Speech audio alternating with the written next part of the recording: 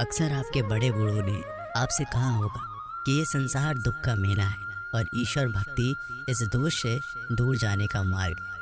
किंतु सोचिए, यदि ये संसार दुख का सागर होता तो क्या नियति आपको यहाँ जन्म लेने देती? क्या ईश्वर यहाँ पर अवतार लेते? जब समस्याओं पर हमारा वश नहीं चलता, हम आरोप लगाते हैं इस संसार पर। यहाँ के लोगों सोचते हैं कि काश वो यहाँ पर आया ही ना होता। एक किसान बंजर धरती पर जाता है और अपने परिश्रम से उसे लहलाते खेत में परिवर्तन करता है। एक दर्जी जिसके पास एक सामान्य सा वस्त्र आता है, अपने परिश्रम से उसे एक सुंदर वेश में परिवर्तित कर देता है। आप भी परिश्रम कीजिए। ये महत्वपूर्ण नहीं है कि आप किस संसार में आए, ये महत्वपूर्ण नहीं है कि आप यहाँ कैसे आए। यदि कुछ महत्वपूर्ण है तो वो है कि जब आप गए तब इस संसार को कैसे छोड़ के गए। तो ये सोच के जिए कि जो किसी के लिए नर्क है उसे किसी का स्वर्ग बनाकर निकलोगे तो आपका जीवन और आपका संसार दोनों धन्य हो जाएंगे। एक बार सच्चे दिल से कमेंट बॉक्स में ज़रूर लिखिएगा, राधे राधे। श्री कृष्ण कहते हैं कि इंसान कितना भी परिश्रम कर ले, मन्नतें कर ले, समय से पहले किसी को कुछ नहीं मिलता, और जिसको कभी कुछ ना मिला उसे समय की प्रतीक्षा नहीं की। जीवन में जितना संघर्ष करोगे सफलता की कीमत उतनी ही अधिक होगी, क्योंकि हीरे को तराशने में भी कई जख्मों से गुजरना पड़ता है। इस दुनिया में जो भी सफल लोग हुए उन्हें कोई वरदान नहीं था, ना ही उनका कोई विशेष जन्म था। वे अपनी मेहनत व कर्मों से ही महान बने। जो मनुष्य धोखे से या कूटनीति से सफलता हासिल करता है वह सबसे बड़ा पापी होता है, क्योंकि शायद उसने किसी ज़रूरतमंद का जीवन तबाह किया हो। किसी कार्य के प्रति अगर आपका नज़रिया तथा लगन है तो वह कार्य ना जानते हुए आपको अधिक सफलता तो दिला ही देता है। किसी भी अच्छे कार्य को शुरू करने के लिए कभी भी शुभ मुहूर्त की तलाश ना करें, क्योंकि शुभ मुहूर्त तो वही था जब आपने उसके बारे में सोचा था। बाहरी सुंदरता की ओर कभी भी आकर्षित मत होना, क्योंकि अक्सर खूबसूरती में कई राज समाये हुए होते हैं। जो काम आपसे हो सकता है वो कभी दूसरों से मत करवाना। अक्सर लोगों में गलतफहमी उत्पन्न हो जाती है। कर्मों की गति इतनी प्रभावशाली होती है कि वह मरने के बाद भी आपका पीछा नहीं छोड़ती। इसलिए कभी भी अधर्म कार्य मत करना। कभी भी ये मत सोचे कि मैं उस कार्य को कल करूँगा, वह कल कभी नहीं आता, बल्कि आपने अपने जीवन का एक और दिन बर्बाद कर दिया। जब भी हम किसी के लिए बुरे शब्दों का प्रयोग करते हैं तो वह हमारे ऊपर ही हावी होते हैं, क्योंकि उसमें दूसरों का कोई दोष नहीं होता। कभी भी किसी के प्रति इतनी अशक्ति ना रखो कि उसके बगैर आपका कार्य ना चल सके, क्योंकि दूसरा तो केवल एक माध्यम होता है, सफ़र तो उसे खुद ही तय करना होता है। आज के युग में कोई भी सच्चा प्रेम नहीं करता, वह अपने ही स्वार्थ के लिए उसे चुनता है और वक्त निकलते ही उसे छोड़ देता है। जबकि सच्चा प्रेम तो वो है जो बिना चाह के भी कभी आपका साथ नहीं छोड़। किसी भी व्यक्ति के पास इतना समय नहीं होता कि वह किसी की तारीफ कर सके, क्योंकि वह अपने बारे में अच्छा सुनने की इच्छा से दूसरों की तारीफ करता है। जब भी आपको लगे कि आप अकेले हैं तो किसी के सहारे के बजाय अपने अंदर बैठे उस सच्चे मित्र ईश्वर से पूछे जो हर समय आपके हित के लिए सोचता है। अगर सहारा किसी का जीवन बना देता है तो ये प्रकृति इतनी सुंदर ना होती, क्योंकि जो आगे बढ़ने के लिए सहारा ढूंढता है वह पहले से बहुत पीछे चला जाता है। आलस्य मनुष्य का सबसे बड़ा शत्रु है। जिस शरीर में रहता है उसका नाश कर देता है। व्यायाम के करने से हमारा शरीर व मन जिस प्रकार से स्वस्थ हो जाता है, उसी प्रकार से नियमित ध्यान करने से मस्तिष्क व हृदय पवित्र होता है। आलसी व्यक्ति के अंदर कभी विद्या का वास नहीं होता, बल्कि कुरीति तथा कुभावना का विकास होता है। सत्य की हमेशा जिस प्रकार से जीत होती है उसी प्रकार से परिश्रम की भी जीत होती है, भले ही उसमें थोड़ा समय अधिक लगता है। ज्ञान तो लगभग सभी के अंदर एक जैसा ही होता है, किंतु कुछ लोग उसको अपनी आदत बना देते हैं और कुछ लोग उसको अपनी सबसे बड़ी भूल बना देते हैं। ज्ञानी बनना आसान है, परंतु उस ज्ञान को आपने किस रूप में प्रदर्शित किया है यह आपकी बुद्धि पर निर्भर करता है। समाज में कई अवधारणा के व्यक्ति होते हैं, लेकिन वास्तविकता उसी जीवन की है जो सब में एकता देखता है।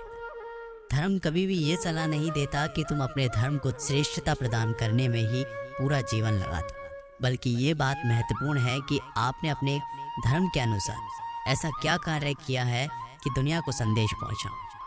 कोई रोटी को जीवन बना देता है, कोई उस रोटी के लिए जीवन गुजार देता है। वह ईश्वर हर किसी की भूख तो मिटा ही देता है। अफसोस जिनकी भूख दूसरों को सताने में हो, आखिर उनकी भूख कौन मिटा सकता है। मनुष्य का हृदय भी एक नदी की तरह है, जब तक गतिशील है वह पवित्र और निर्मल है। अफसोस की समुद्र रूपी जंजाल में गिरते हर हृदय न जाने क्यों रसहीन बन जाता है। खूबसूरती भी एक माया बंधन है जो कठोर हृदय में भी उमंग जगा देता है। नफरत तो तब होती है जब वह शख्स दरदर्गी पे उतर जाता है। जज्बा वह शक्ति है जो मनुष्य को सीखने के लिए प्रेरित करती है। मनुष्य सफल हो ना हो, लेकिन वह जीवन का तजुर्बा ज़रूर सीख लेता है। समय मनुष्य को हकीकत की पहचान कराता है। कौन अपना है कौन पराया है, ये वक्त महसूस करा देता है। वरना जब तक आपके पास शोहरत है, सब आपके मित्र हैं, लेकिन पास कुछ ना हो तो वह बंजर भूमि की तरह हो जाता है। आपका सच्चा मित्र आपकी परछाई है, जो वक्त बेवक्त आपका साथ नहीं छोड़ती। वरना कुछ पल के दोस्त तो हजारों बन जाते हैं। जिस चीज़ को सीखने में सालों लग जाते, दरअसल ठेस लगने के बाद इंसान उसे जल्दी सीख लेता है। मनुष्य जैसा सोचता है वैसा ही बन जाता है। दरअसल वह उस व्यक्ति के मनोवेग से निकलता है और वही उस व्यक्ति के बारे में सही जानकारी रखता है। मनुष्य जैसा सोचता है, अगर वह अपनी बात पर अमल करे तो वह अपना भविष्य सुरक्षित कर सकता है, पर अक्सर ऐसा होता नहीं है। मनुष्य उसे अपना समझकर भूल जाता है, जो कि उसके लिए सही नहीं है। जब तक खुद पर भरोसा ना हो तो तुम किसी को भरोसा नहीं दिला सकते, क्योंकि जैसा आप बीज बोओगे वैसा ही फल प्राप्त होगा। श्री कृष्ण कहते हैं, हमारे पास अक्सर बहुत लोग आते, कुछ को हम समय देते, कुछ का हम तिरस्कार करते, किंतु तिरस्कार कभी नहीं करना चाहिए। किसी व्यक्ति के आपके पास आने के 3 मुख्य कारण होते हैं: भाव, अभाव और प्रभाव। यदि कोई आपके पास प्रेम भाव से आए तो उसे प्रेम दें, सम्मान दें। यदि कोई आपके पास अभाव में आए तो उसकी आवश्यकता समझें और जितना हो सके स्वयं से उसकी सहायता करें। और यदि कोई आपके पास प्रभाव के कारण आए तो भी उसे समुचित सम्मान दें। तो खुद को भाग्यशाली समझें कि कोई आपके प्रभाव में है, किंतु तिरस्कार कभी ना करें।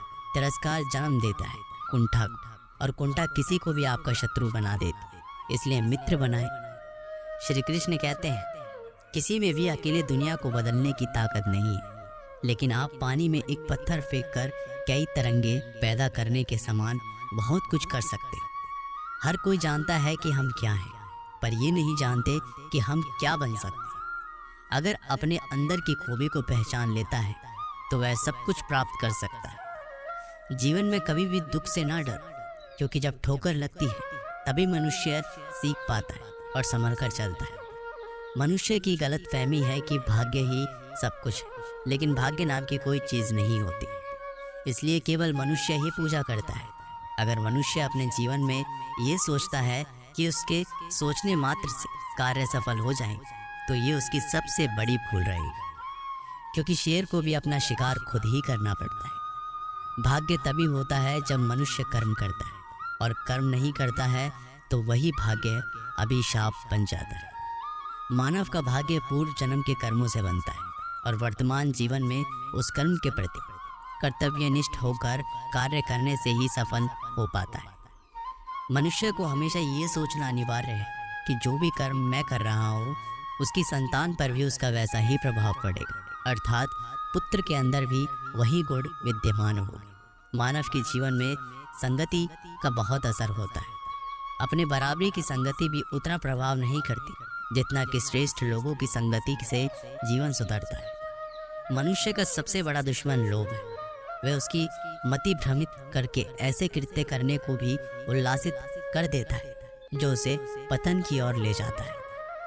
जीवन बहुत संघर्षशील है। अगर आप खतरों से डरते हो तो कुछ नहीं कर सकते, और अगर खतरों से लड़ना आता है तो आजीवन आप सुख का उपभोग करोगे। मनुष्य के दुख का कारण वह खुद ही है, जो दूसरों के सहारे यानी दूसरों पर पराधीन रहता है। अपने आप कुछ नहीं करता है, वह हमेशा दुख भोगता है। मनुष्य ये सोचकर हार मान लेता है कि उसके भाग्य में ये नहीं था, और कुछ दिनों बाद भूल भी जाता है। लेकिन भाग्य में लिखे लेख को कोई नहीं मिटा सकता। उसे बनाने वाले भी तुम ही हो और बिगाड़ने वाले भी तुम ही हो।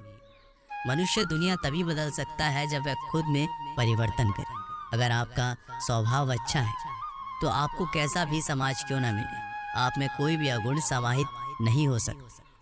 मनुष्य को कोई भी कार्य बिना सोचे समझे नहीं करना चाहिए, क्योंकि बाद में यही आपत्ति का कारण बनता है।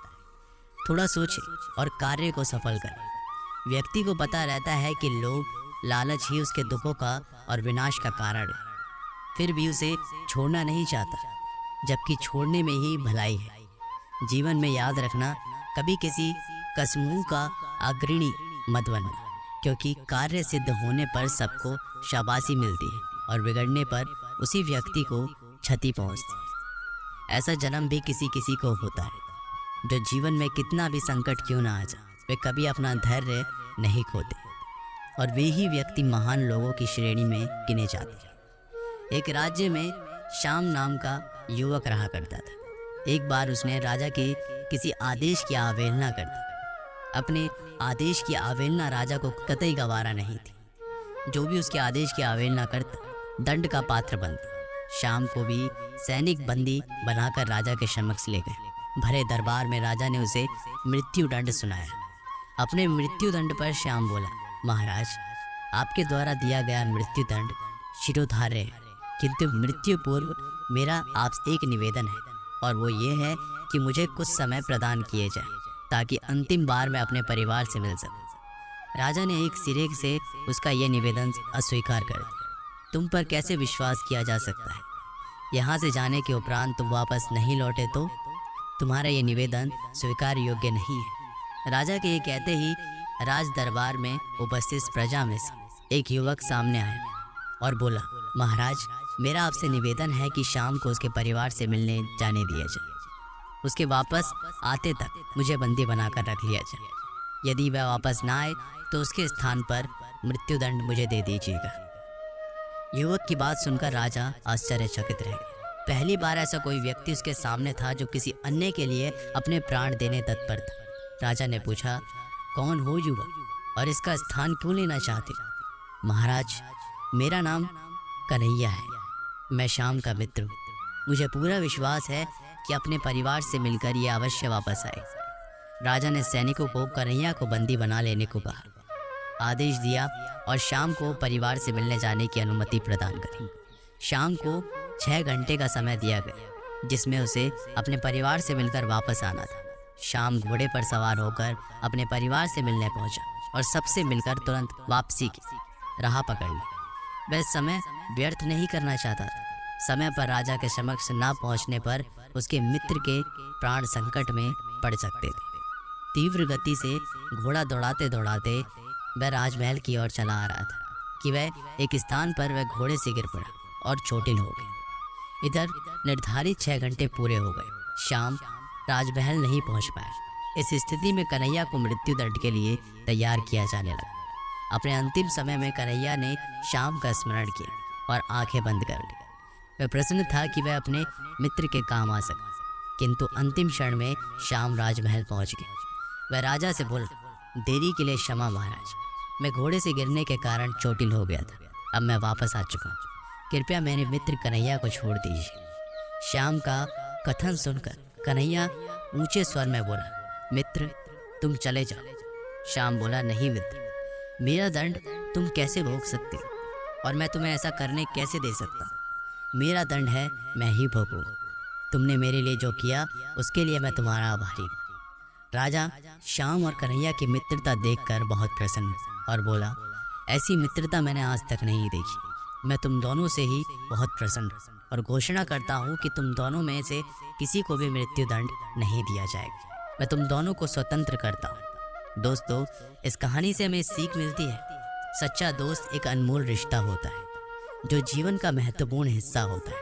वह व्यक्ति जो हर घड़ी पर विश्वास करता है और आपके साथ खड़ा रहता है सच में महत्वपूर्ण होता है, क्योंकि वह आपके जीवन में साथी और समर्थन देता है।